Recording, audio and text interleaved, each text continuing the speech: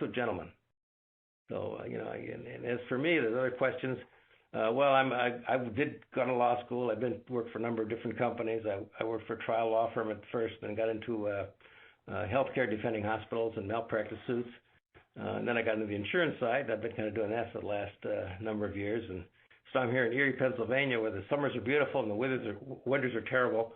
But they're paying me quite a bit of money, and I really enjoy what I'm doing. So that's why I'm here. It takes me 18 minutes to get to work. So it's a very small town, and it's good to be. And I use AT&T, not T-Mobile. So he's joking about that. yeah, I saw that. Is there any other questions? Anything else I can help with? I hope I've been helpful. It's been amazing. Thank you. Well, as I said, I don't know when Ted passed and how old you were and all, but everybody who joined the Marine Corps, who became a pilot, came home, flew helicopters, and did the best. They were just top quality people, and your father certainly was one of those, absolutely, without a doubt. So, but those are my thoughts, and I've always had my thoughts. I've always had a Ted in the background of my mind, so that's kind of what pushed me to try and find him, I guess. So. Do you have any questions for us? Yeah, did your mother put the patches on the flight jacket I sent her? Not yet. I don't know. I haven't been to visit. Oh, okay. Yeah. Is that our mother? You haven't done that yet, Mom? Yeah. No. Yeah. Well, what? No. And what? How old were you folks when your father passed? This is Liza. I was the oldest. I just graduated from college. Okay. So we were pretty young. Yeah. And did He you know much right about... after the... Oh, go ahead. No, what year was that? What's it? It was 1994. Okay, yeah. And did you know anything about what he did in the service? He had talked about it, but this fills in so many blanks for me, I have to say. Yeah. He never really said anything that was too intense. So, yeah.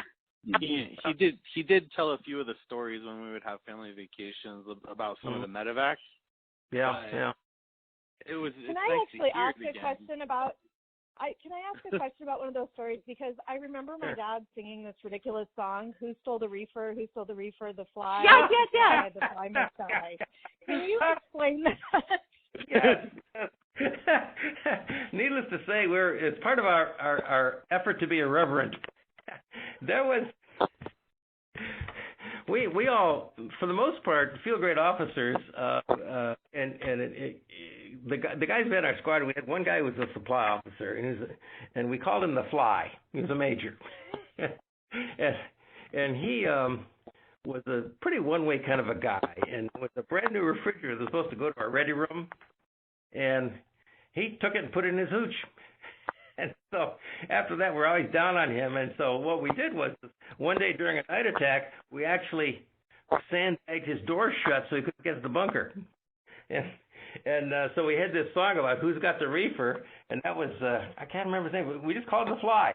And the whole thing was every time he'd come into the officers club, we'd break out this song of who's got the reefer, and he hated our guts for that. So. But, yeah, did you ever hear the song about shoveling shit in the South China Sea? No, he didn't share that one. Yeah, but you can actually look that one up online. That was our swan. That was our absolute song. We sung that every night. And what it amounted to was all the people above us were absolutely incompetent bunglers, and for all the good that they may be doing, they have to be shoveling shit in the South China Sea. So. We kind of did a lot of stuff like that to the field grade officers, and of course, we never tried to cross the line where we were vile, but we were humorous, and of course, as I said before, there wasn't a whole lot they could do to us as long as it didn't cross any lines. But that was who's got the reefer? Yeah, remember that. In fact, that major I flew with him once, and then after that, I got him about 3 or 4 more times, And so I kept asking him, I said, well, Major, I kind of find it a little bit unusual that I'm flying with you on a regular basis. And he says, well, he said, I've flown with a lot of you lieutenants, and he said, I was convinced after the first time that you would not do something stupid to get me killed. So, but that was the guy who's got the reefer. Yeah, it was I hadn't thought about that in years. Thank you for clearing that up.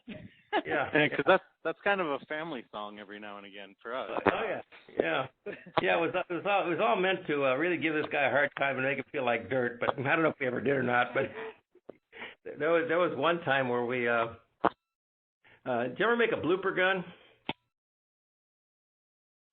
Lake Powell, folks, potato. Yeah, potato launcher. Yeah. Yes. Yeah. Well, never called it a blooper gun, but yes. We used to make those, and so one day this major and his buddy were going off to Hong Kong on R&R, and we hadn't any R&R. They're going off to a good time. So what happened was we opened the door, and the guy whoever was firing loaded an orange into it.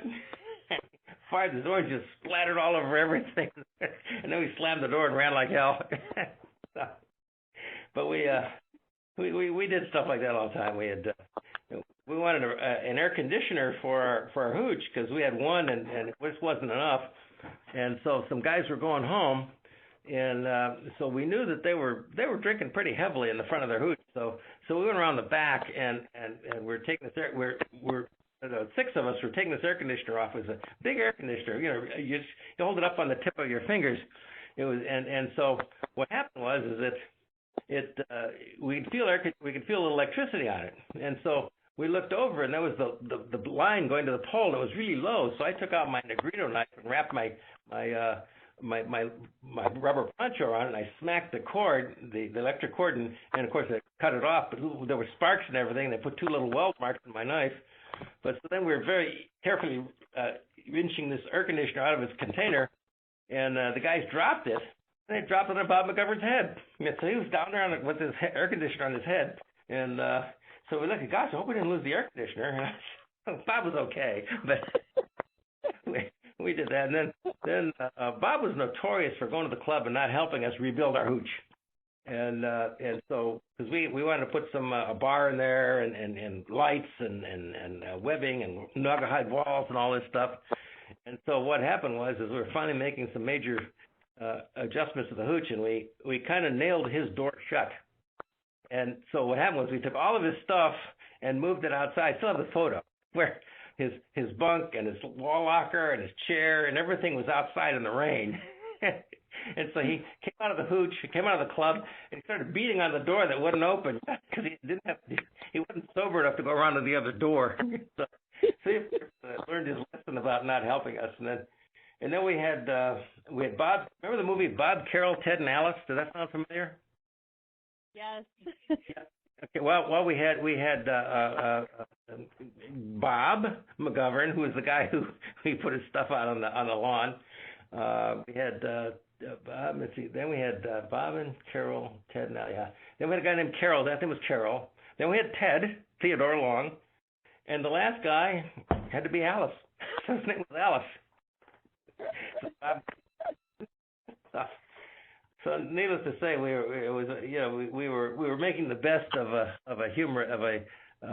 being in a situation where there was a high risk of danger, and so the macabre humor kind of gets out of hand sometimes, or intentionally so, and nobody really cares when you do anything really terrible.